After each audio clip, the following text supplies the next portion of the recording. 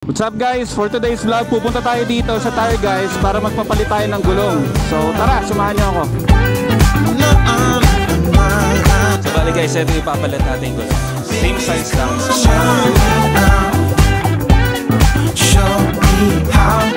First ride impression naman natin is medyo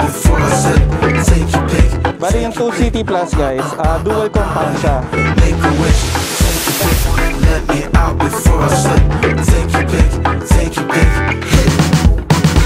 Yan, dito na tayo guys sa Tire Guys Garage. So magpapapalit tayo ng gulong. Saan ko ilalagay, ma'am?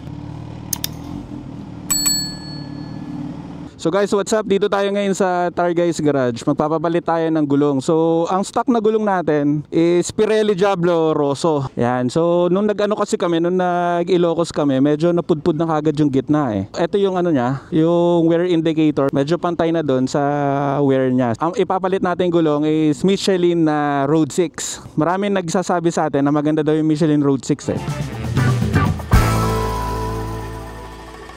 So bali guys, ito ipapalit natin yung gulong. Same size lang is 190/55/17 tapos 120/70/17. Same sa stock na tires natin, which is yung Rosso 3. Papalit tayo ngayon ng Road 6. So yan, papalit muna tayo dito sa Tire Guys Garage.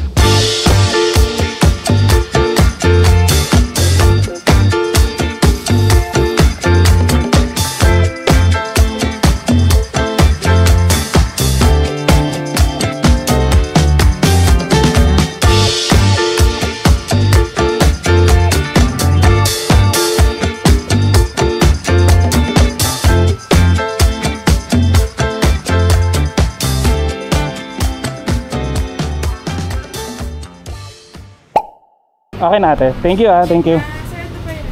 Ayaw nga pala. Ano ba ako? 10,000 something ako. 10,665.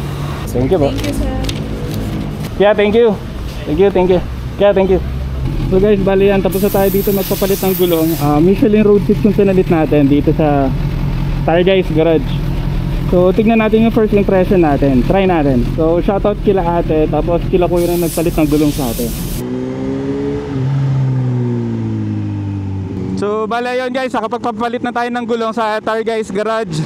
So shoutout kila ate, pati kila kuya na nagpalit at nag-assist sa atin doon. So ulit sobrang bilis lang ng proseso ng pagpapalit ng gulong natin. First ride impression naman natin is medyo agile siya lumiko, parang humihiga siya bigla siguro dahil nga bago pa yung yung profile ng gulong natin. Unlike dun sa nakasanayan natin sa Rosso 4 is pudpud na yung gulong natin dun sa medyo gitna eh. Yan, tignan natin kung anong mabibigay sa atin ng Road 6. So siguro hindi natin masyado matatry yun dito eh. Hindi rin naman natin sasagarin kasi nasa break-in period pa tayo ng gulong natin. Medyo madulas pa to. Titingnan lang natin yung first ride impression natin. Bandang Daang Hari tayo para medyo maluwag. Medyo marami kasi sasakyan dito eh. Base naman guys sa unang gamit ng gulong natin, sa bigat niya parang pareho lang naman.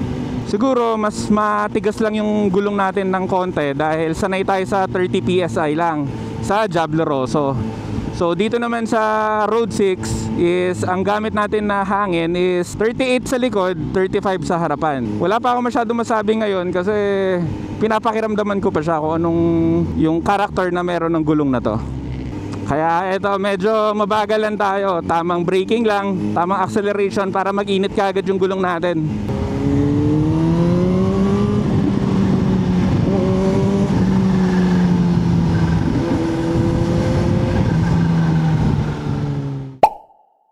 Yan guys, Daang Hari na tayo. So first impression ulit tayo ng ganito kabilis. Okay naman kasi humihiga siya nakaka-enjoy lang siya gamitin. Tapos sa vibration naman, kung nagva-vibration ba, kasi yung mga sipings ng Road 6 di ba medyo malalaki. Base naman sa sa takbo niya ngayon, parang wala naman. So mamaya tigil muna tayo saglit para makita natin yung itsura ng Road 6 sa ZH2. So hanap tayo mamaya ng magandang titigilan natin. Yan, dito muna tayo tumigil para makita natin kung anong itsura ba ng Road 6 sa ZH2, di ba? Check muna natin.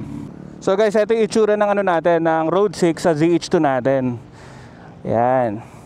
Hindi ko pa siya masyado mabibigyan ng review kasi kakapakabit pa lang natin ng Road 6. Pero base dun sa mga nababasa natin online, itong Road 6 na to is may silica technology siya, tapos may water ever grip na technology. Nagdi-deliver siya ng 15% more grip than Road 5. Mas magiging komportable ka pa sa banking pag naulan, di ba? Yan guys, so kung mapapansin nyo, yung mga sipings niya, ang lalaki talaga. Sobrang lalaki.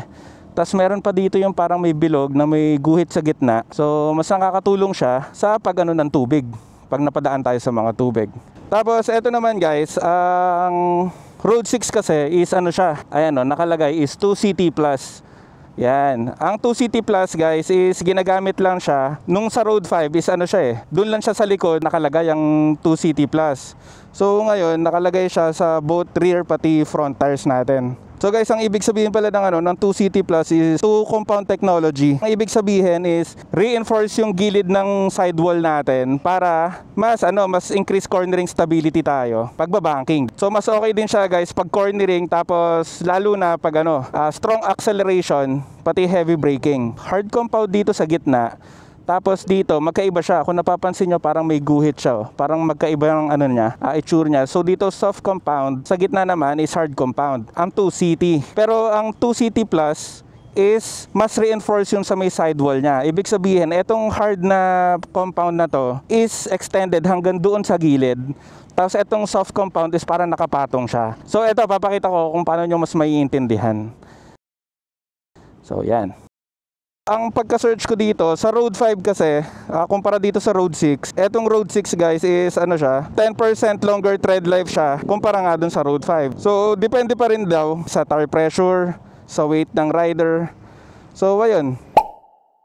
So, siguro sa mga next ride natin, doon natin masasabi kung ano talaga yung pinagkaiba niya doon sa Diablo Rosso natin. Pero unang-una, syempre, longer tread life kaagad yung inaasahan natin dito sa Road 6 natin. Yan, dito na ulit tayo sa sa Daang Hari para matry natin kung paano yung acceleration. Pero hindi natin ito masasagad talaga kasi break-in period pala ng gulong natin. Madulas pa to. Tapos guys, ginawa pa rin pala natin is dito kasi sa ZH2, nakikita natin yung max lean natin sa left pati sa right.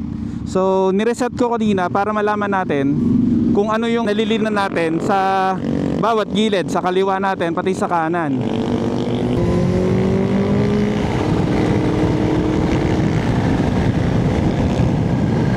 Medyo lang tayo dito sa chill lang tayo para ma-break in yung gulong natin.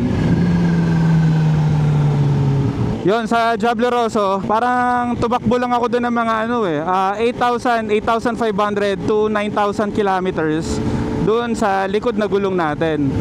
So yung wear indicator doon sa Diablo Rosso natin is pantay na doon sa pinaka surface ng gulong natin. Dito siguro kahit more than 10,000, 12,000 siguro, di ba? Medyo makakatipid na tayo kahit papaano. Unlike dun sa Rosso kasi pinang-ride namin yun guys sa papunta sa Patapat nung invitational ride sa Ilocos.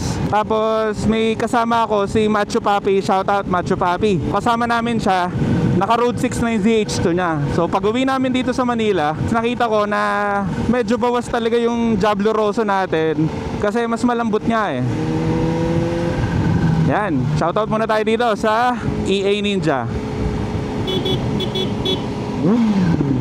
Yan, so mabalik ulit tayo guys. Yung sa ZH2 na naka Road 6 is medyo hindi pansin eh. Hindi mo pansin na nabawasan talaga yung yung tread niya. Unlike dun sa Rosso 4, sa Rosso 3 ko, mapapansin mo na talaga na medyo nakalbo siya ng kaunti. Sa Rosso 3 guys, wala naman akong masasabi doon. Kasi makapit talaga ang Rosso. Kaya wala akong masasabi doon. Ang tanging ko lang doon, hindi nga ganun ka syempre, yung niya, tread life niya. Pero sa kapit naman niya, nandoon na tayo, 'di ba? Makapit ang Rosso 3. Dito naman sa sa Road 6, titingnan natin kung anong mga update ko na lang kayo bawat ride. Siguro pag may mga lakad tayo, titingnan natin kung ano yung mga mapapansin natin sa gulong na to. Huwag muna natin i-banking. Yan, ganyan lang. Ayun humihiga siya ng kusa. Nasanay ako dun sa Rosso 3 ko na medyo pudpud na. So yung profile ng gulong niya, hindi na yung parang naka-V. So para siyang may flat spot sa gitna niya. Unlike dito, bagong gulong, So maganda pa yung profile ng gulong natin. Yung mga in-explain natin kanina guys, yun lang naman yung mga nabasa natin online, pati napanood natin online. Hindi naman tayo magaling mag-review ng mga motor, ng mga gulong, ganyan. Kaya kung ano lang siguro yung mga kaya natin i-explain or masabi, yun lang siguro, di ba? Nakuha pala natin guys yung gulong natin sa Tire Guys Garage sa Dasmariñas. So nakuha natin to ng 26,900 para sa set na yon, rear and front. So siguro guys, dito ko na lang tatapusin yung vlog natin kasi wala pa naman tayong ganong kaalam dito sa Road 6 eh. So titignan natin kung anong mangyayari, kung kamusta ba siya sa kalsada, sa mga biyahe natin, para updated kayo kung gusto nyo pa mag Road 6. Salamat ulit guys sa lahat ng tumapos ng vlog natin. Short ride lang to, tapos short vlog lang. So yun lang, Dubi Moto out!